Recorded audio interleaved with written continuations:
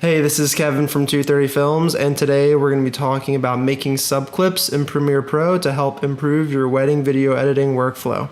Let's get into it. So for those folks that like to record audio as well as video throughout the wedding day, when you import the footage, it's going to look something like this.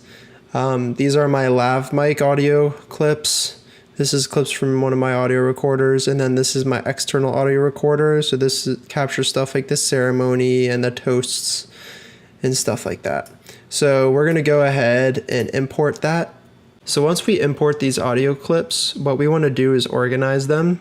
So let's take one of my lav mic clips, for example. This clip is over 3 hours long, but when we open this up, we're not gonna use 99% of this. It's just,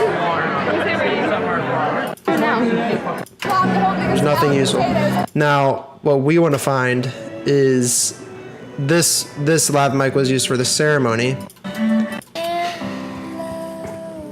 So I'm going to set an in point, and that you use by hitting I, and I'm going to do that when the ceremony starts.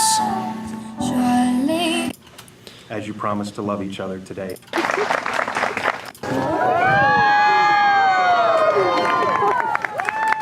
And that sounds like the end of the ceremony.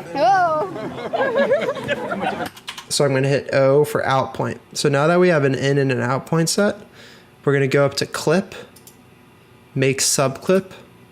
It's important that you have this checked, and it's also really important that you rename it.